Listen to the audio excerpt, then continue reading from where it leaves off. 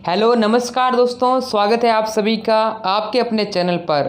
तो देखिए दोस्तों, आज हम आपके लिए लेकर के आ चुके हैं बीएसटीसी हिंदी का मॉडल पेपर। दोस्तों हिंदी विषय का मॉडल पेपर जो कि बहुत ही इम्पोर्टेंट है।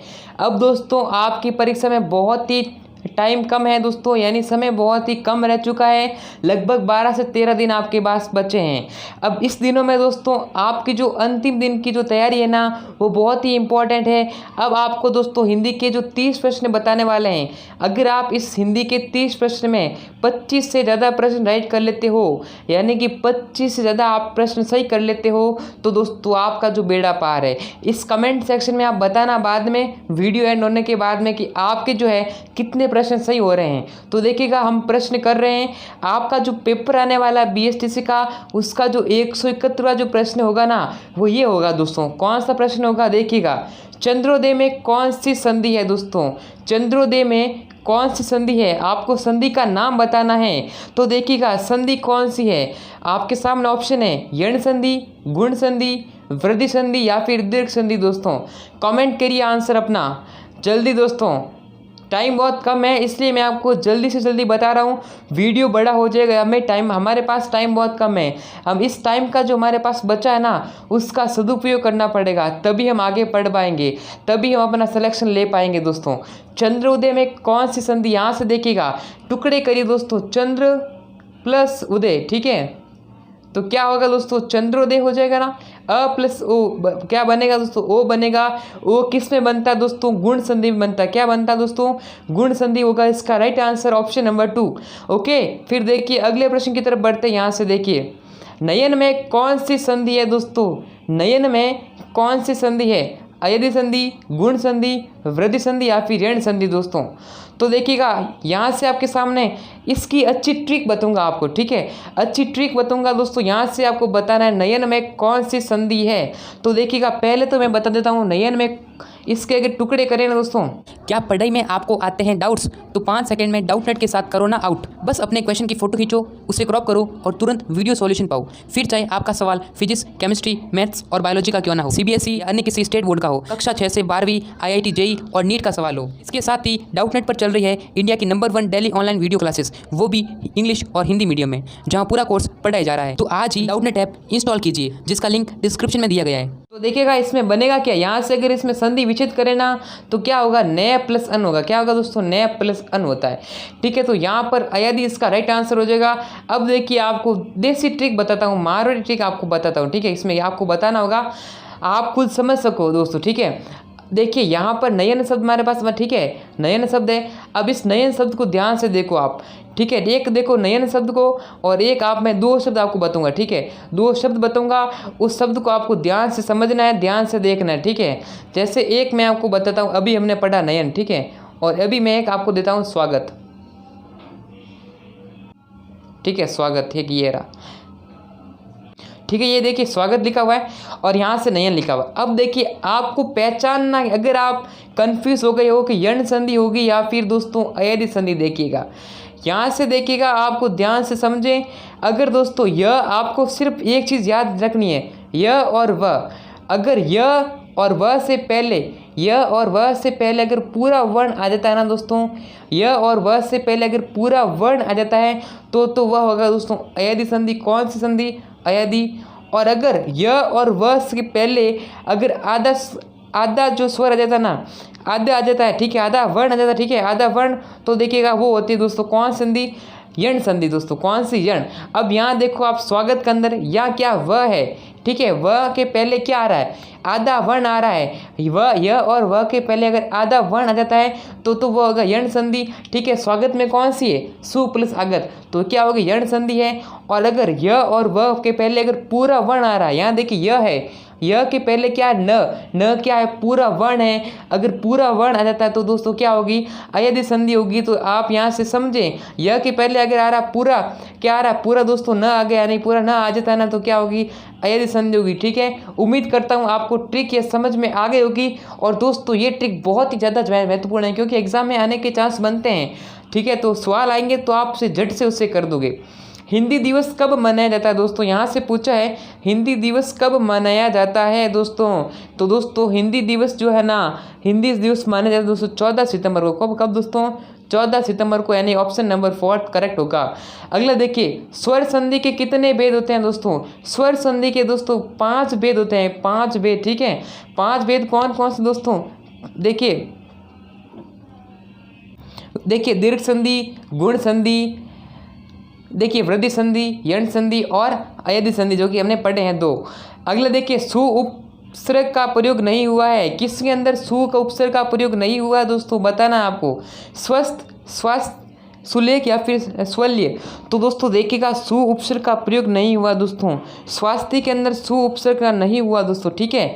स्वास्थ्य के अंदर सु उपसर्ग नहीं हुआ दोस्तों। इसके अंदर क्या होगा दोस्तों, स्वास्थ्य के अंदर, इसके अंदर दोस्तों अलग की चीज़ होगी, ठीक है।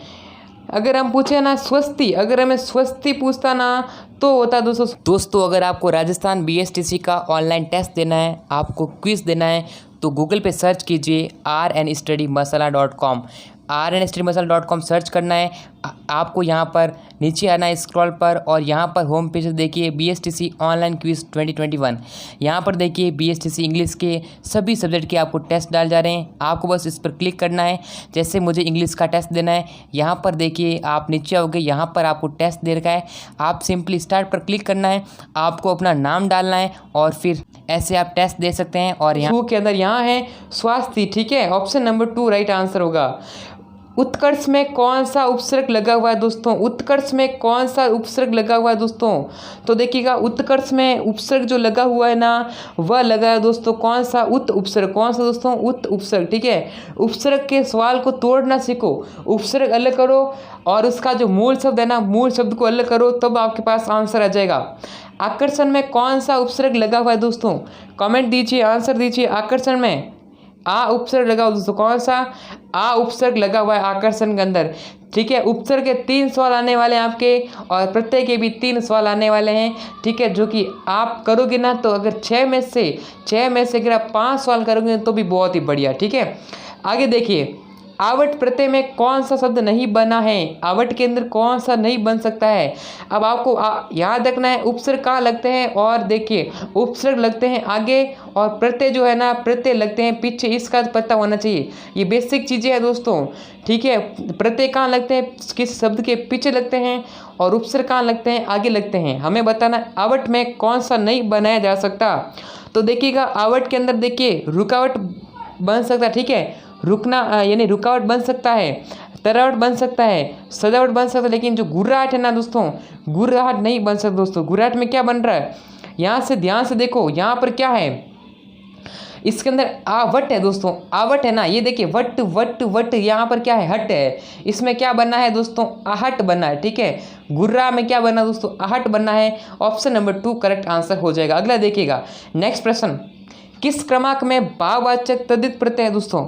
भाववाचक तद्धित प्रत्यय किसके अंदर है दोस्तों, यहाँ से देखिएगा, बुलावे के अंदर जो है भाववाचक तद्धित प्रत्यय है, कमेंट में आंसर देंगे तो ऑप्शन नंबर 1 होगा करेक्ट। देखिए अगला प्रश्न 180वां, पुराण शब्द में इक प्रत्यय लगाने पर कौन सा शब्द बनेगा दोस्तों। पुराण में इक लगाएंगे दोस्तों तो शब्द क्या बनेगा दोस्तों, पुराणिक, फिर पुराणिक, फिर देखिए पौराणिक या फिर पौराणिक दोस्तों। देखिए पुराण के अंदर लगाएंगे ना, देखिए पुराण है, ठीक है, इस शब्द के अंदर हमें जोड़ना है इक प्रत्यय। तो दोस्तों इक जोड़ेंगे ना तो यहाँ से क्या होगा, इस जो पू है ना, पू बदलेगा पौ में, तो पौराणिक, ठीक है, पौराणिक हो जाएगा आंसर, ऑप्शन 4 दोस्तों, ठीक है। नास्तिक में कौन सा समास है दोस्तों। नास्तिक कौन होता है, जो भगवान के अंदर आस्था नहीं रखता, ठीक है, तो नास्तिक। तो देखिएगा, एक तो होता है आस्तिक और एक होता है नास्तिक। अगर आपको नास्तिक का विलोम शब्द पूछते हैं तो क्या होता है दोस्तों, आस्तिक होता है। क्या होता है, आस्तिक होता है। यहाँ से पूछा है नास्तिक में कौन सा समास है, संधि समास से 3 प्रश्न आएंगे। तो देखिएगा, नास्तिक, नास्तिक में दोस्तों कौन सा है, तत्पुरुष दोस्तों, कौन सा तत्पुरुष समास है, ऑप्शन 1। तत्पुरुष में कौन सा दोस्तों, नज तत्पुरुष, ठीक है, इसका आंसर हो जाएगा ऑप्शन 1, ठीक है दोस्तों। जहाँ निषेध यानी निषेध क न अर्थ अ या न होना, निषेध हो जैसे अनहोनी, न होनी, न नीति, ठीक है, ऐसे किस शब्द में तत्पुरुष समास है दोस्तों। तत्पुरुष किस में, आजन्म, घनश्याम, तिरंगा या फिर अन्यथा। तो दोस्तों यहाँ से देखिए आजन्म में कौन सा है दोस्तों, अव्ययभाव समास। ठीक है, आपको बताना है कि तत्पुरुष समास किस में है दोस्तों। तत्पुरुष जो है वो अनिच्छा शब्द के अंदर, ठीक है, अनिच्छा न इच्छा भी बताया था दोस्तों, जिसके अंदर अ लग रहा है ना, यानी कि जो हमें कोई निषेध बता रहा है कि उसका कोई भी विपरीत अर्थ बताना, तो उसमें क्या बताया दोस्तों, तत्पुरुष समास होगा। ठीक है, ठीक है दोस्तों। नेक्स्ट देखिए, चंद्रशेखर में कौन सा समास है। चंद्रशेखर दोस्तों देखिएगा, यहाँ से आपको बताना है चंद्रशेखर में कौन सा समास होगा। करेक्ट आंसर दीजिए।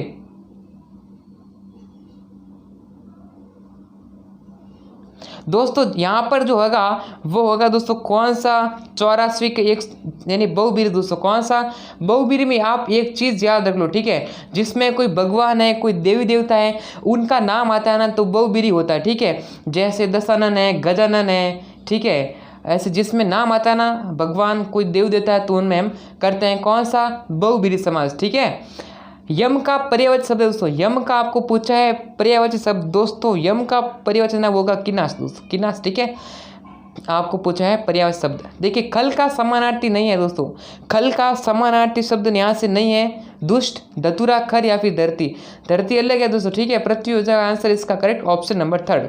आगे देखें, कबूतर का पर्यायवाची कौन सा होगा दोस्तों। कबूतर का पर्यायवाची दोस्तों, तो कबूतर का दोस्तों है ना हारिल है। ठीक है, हारिल पक्षी आपने पढ़ा होगा, ऑप्शन नंबर 2 होगा राइट आंसर। निराहार का सही विलोम दोस्तों, निराहार, आहार, निहार, निराहार। ठीक है, विलोम शब्द पूछा है, 2 आंसर होगा। आगे देखिए, किस क्रम में आमिष का विलोम शब्द दोस्तों, आमिष का क्या है, आमिष का होगा दोस्तों निरामिष। ठीक है, विलोम शब्द जो कि आपको रटने पड़ेंगे। ठीक है, आमिष का निरामिष दोस्तों। कुछ विद्यार्थी आमिष का सामिष दे देंगे, कुछ अनामिष दे देते हैं, कुछ परामिष देते हैं, लेकिन जो सही आंसर होगा ना वो होगा दोस्तों निरामिष। ठीक है, देखिएगा यहाँ से आमिष का मतलब क्या होता है, मांस खाने वाला अर्थात मांसाहारी, और निरामिष का मतलब क्या होता है, मांस ना खाने वाला अर्थात शाकाहारी दोस्तों। किस क्रम में सही विलोम नहीं है, उद्घाटन, समापर, उत्तम, अदम, इष्ट, अनिष्ट, अनुराग, दुराग दोस्तों। यहाँ से ये वाला क्रम सही नहीं है दोस्तों। ठीक है, अनुराग का जो विलोम शब्द होता है दोस्तों क्या होता है, अनुराग का विलोम शब्द क्या होता है, अनुराग का जो विलोम शब्द होता है दोस्तों, अनुराग का होता है विराग। तो यहाँ से क्रम सही नहीं पूछा है, तो ऑप्शन डी हो जाएगा।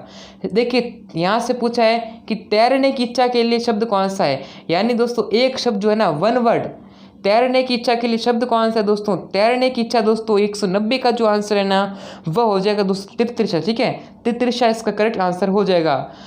आगे बढ़ते हैं, कम बोलने वाले को क्या कहते हैं दोस्तों, कम बोलने को कहते हैं, क्या कहते हैं, कमेंट आंसर दीजिए, मितभाषी दोस्तों। ठीक है, कम बोलने को कहते हैं मितभाषी, और जो ज़्यादा बोलते हैं ना उसको कहते हैं वाचाल। ठीक है, ज़्यादा बोलने को कहते हैं वाचाल, कम बोलने को कहते हैं मितभाषी दोस्तों, और जो कम खर्च करता है उससे कहते हैं मितव्ययी। ठीक है, चलिए सही अर्थ, शुद्ध अर्थ वाला बताना दोस्तों। देखिए यानी कि शुद्ध में आपको सही बताना है, यानी जो कन्फ्यूजेबल वर्ड होते हैं उसके बारे में बताना है। तो देखिएगा 192 आंसर दीजिए, सर्ग, अध्याय, स्वर्ग, देवलोक, अवदान, सावधान, अवदान, मनोयोग, इंदु, चंद्रमा, इंदु, सरस्वती, यम, मृत्यु के देवता, या फिर राम, प्रहार दोस्तों। करेक्ट दीजिए आंसर दोस्तों। देखिएगा अवदान का होता है सावधान, और अवदान होता है मनोयोग, ये आंसर जो है वो करेक्ट हो जाएगा। ग्रंथि, देखिए ग्रंथ और ग्रंथि, ग्रंथ शब्द का सही अर्थ बताइए दोस्तों। ग्रंथि क्या होती है, ग्रंथि होती है दोस्तों गांठ। ठीक है, गांठ होती है, तो आंसर जो होता है 193 का जो आंसर है ना वो क्या होगा दोस्तों, ग्रंथ का होता है कोई पुस्तक, और ग्रंथि होती है गांठ, इसका आंसर 2 होगा दोस्तों। ठीक है, ओके, ऑप्शन नंबर 3 सॉरी। ठीक है, सॉरी 3 हो जाएगा आंसर। ग्रंथ होता है कोई पुस्तक, और गांठ होती है, ग्रंथि होती है गांठ। ठीक है, अगला देखिए 194 प्रश्न, किस क्रमांक में कुंतल या कुंडल शब्द का सही भेद है दोस्तों। देखिए कुंतल क्या होता है, कुंतल का मतलब होता है बाल। ठीक है, कुंतल का मतलब क्या होता है, कुंतल का मतलब होता है दोस्तों यहाँ से केश यानी बाल होता है, और कुंडल का मतलब होता है यानी कि दोस्तों पूर्वाभूषण। ये इसका आंसर होगा ऑप्शन नंबर 3। आगे देखिए यहाँ से पूछा है तत्सम दोस्तों, तत्सम कौन से शब्द होते हैं दोस्तों, तत्सम यहाँ पर स लगा हुआ है, स का मतलब आप समझ लो संस्कृत। ठीक है, संस्कृत वाले जो जितने भी शब्द होते हैं ना वह होते हैं तत्सम, और जो तद्भव वाले शब्द है ना वो कौन से होते हैं, हिंदी वाले दोस्तों। कौन से वाले, हिंदी वाले, ये ध्यान रखना, ठीक है। तो देखिएगा निम्न आपको बताना है कौन सा तत्सम है दोस्तों, ये मैं आपको ट्रिक बता दूं। फिर देखिए यहाँ पर देखिए तत्सम बताना है, जिसके अंदर भी आधा वर्ण आता है ना दोस्तों वह होता है कौन सा, वह होता है तत्सम दोस्तों। कौन सा तत्सम, कौन सा होता है जिसके अंदर आधा वर्ण आता है ना वह होता है तत्सम, यानी कि दोस्तों षष्ठ ना, सॉरी पृष्ठ ना, इसमें हो जाएगा तत्सम शब्द, ऑप्शन 2 का राइट आंसर। आगे देखिए किस क्रमांक का शब्द तत्सम है, फिर पूछा है तत्सम दोस्तों। तो देखिएगा तत्सम यानी कि कौन सा संस्कृत वाला शब्द, तो संस्कृत वाला शब्द कौन सा है दोस्तों, घोटक।